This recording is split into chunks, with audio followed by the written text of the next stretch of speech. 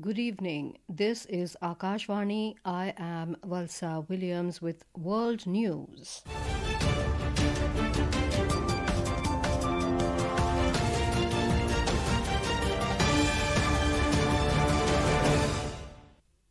The headlines. External Affairs Minister Dr. S. Jaishankar addresses 26th session of India-Russia Intergovernmental Commission in Moscow, stresses on urgent need to address trade imbalance between the two countries.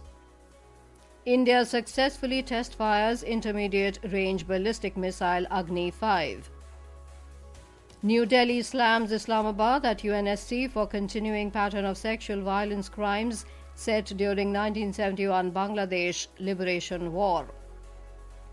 In Afghanistan, at least 79 people killed as bus carrying refugees crashes in Herat province.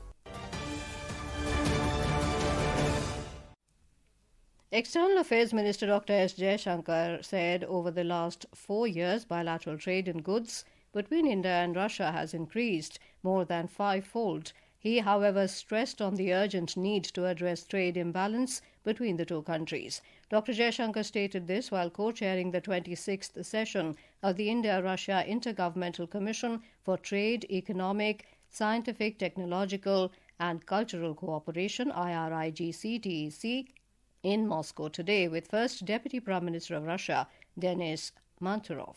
Over the last 4 years, bilateral trade in goods has increased from more fivefold, from $13 billion in 2021 to $68 billion in 24-25, and it continues to grow. However, a major trade balance has accompanied the growth. It has increased from 6.6 billion to 58.9 billion, which is about 9 times. So we need to address that urgently.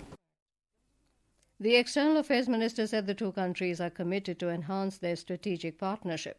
We are all acutely aware that we are meeting in the backdrop of a complex geopolitical situation. Our leaders remain regularly engaged. They provide us wise and practical guidance to our special and privileged strategic partnership. We have had 2 in-person meetings last year and are personally committed to further advancing our strategic partnership.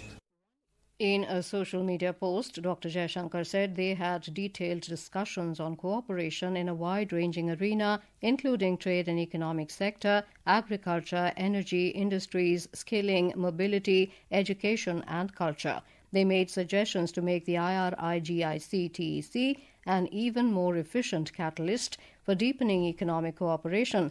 It includes the need for a creative and innovative approach, continuously diversifying and expanding the agenda through mutual consultations. The External Affairs Minister reached Moscow last evening on a 3-day official visit to Russia. India and the Eurasian Economic Union, EAEU, comprising Armenia, Belarus, Kazakhstan, Kyrgyz Republic and Russia today signed the Terms of Reference, TOR, to launch negotiations on a free trade agreement, FTA. The TOR was signed by Additional Secretary of Department of Commerce Ajay Bhadu and Eurasian Economic Commission's Deputy Director of Trade Policy Department Mikhail Cherikayev in Moscow. The Ministry of Commerce and Industry in a statement said the proposed FTA will boost exports, support micro, small and medium enterprises and diversify market access.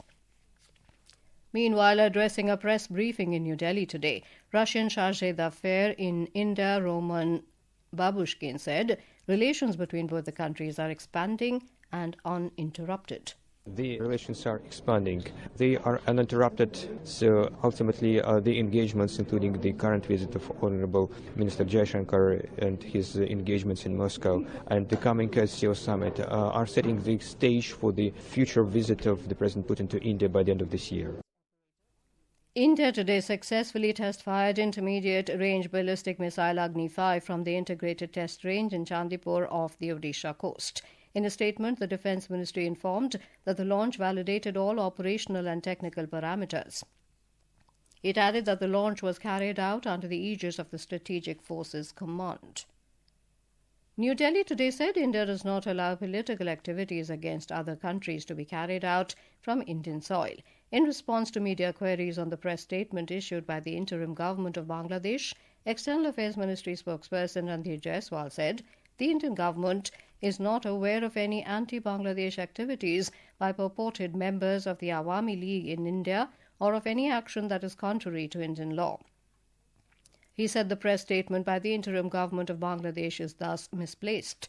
India reiterated its expectation that free, fair and inclusive elections will be held at the earliest in Bangladesh to ascertain the will and mandate of the people.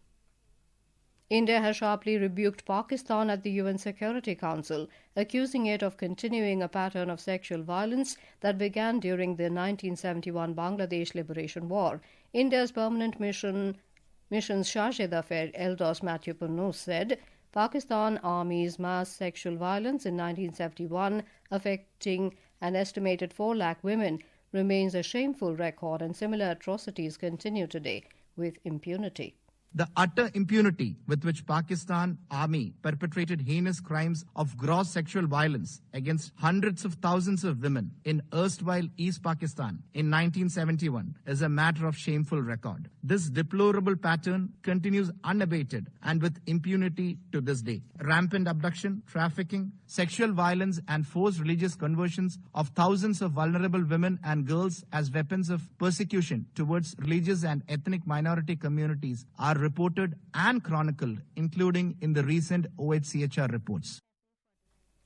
This is Akashvani giving you the world news. For quick news updates round the clock, follow us on our X handle at AIR News Alerts, and for details of these stories and more, log on to our website www.newsonair.gov.in and download News on AIR app. Welcome back to the world news. In Afghanistan, at least 79 people have been killed in a road accident in Herat province. Officials said the accident occurred last night when a passenger bus carrying Afghan refugees returning from Iran collided with a motorbike and a mini truck on a highway. The crash caused the bus to catch fire, making identification of many bodies difficult. In Pakistan, at least 11 people lost their lives and 10 others were injured in Karachi due to torrential monsoon rains that flooded roads, collapsed structures, and caused widespread power outages. Pakistan's National Disaster Management Authority, NDMA, has warned of continued rainfall until Saturday. Critics slammed the NDMA and provincial bodies for lack of preparedness, accusing them of corruption and negligence amid ongoing devastation across Pakistan. India's Anantjeet Singh Naruka clinched the gold medal in the men's skeet event at Asian Shooting Championships at Shymkent in Kazakhstan today. Naruka defeated Kuwait's Mansoor al-Rashidi in the final. Earlier in the day, the Indian duo of Saurabh Chaudhary and Suruchi Inder Singh bagged the bronze medal in the 10-meter air pistol mixed team event. With this, India ended the day on top of the medals tally with a total of 19 medals, including 9 gold, 5 silver, and 5 bronze medals. World Audiovisual and Entertainment Summit Bazaar, a digital B2B marketplace, has been launched in Melbourne today. In a social media post, Consulate General of India in Melbourne said this initiative will bring together more than 50 Indian and Australian filmmakers for over 465 meetings that will pave the way for co-productions, investment opportunities, global distribution tie-ups, and vital knowledge exchange. It added that the launch of Waves Bazaar in Melbourne will strengthen the creative bridges across borders. And now, before we close, here are the highlights of the bulletin. External Affairs Minister Dr. S. Jaishankar addresses 26th session of India-Russia Intergovernmental Commission in Moscow, stresses on urgent need to address trade imbalance between the two countries. India successfully test fires intermediate-range ballistic missile Agni-5. New Delhi slams Islamabad at UNSC for continuing pattern of sexual violence crimes set during 1971 Bangladesh Liberation War. In Afghanistan, at least 79 people killed as bus carrying refugees crashes in Herat province. That concludes tonight's World News Bulletin. For more updates, stay tuned to Akashvani. Good night.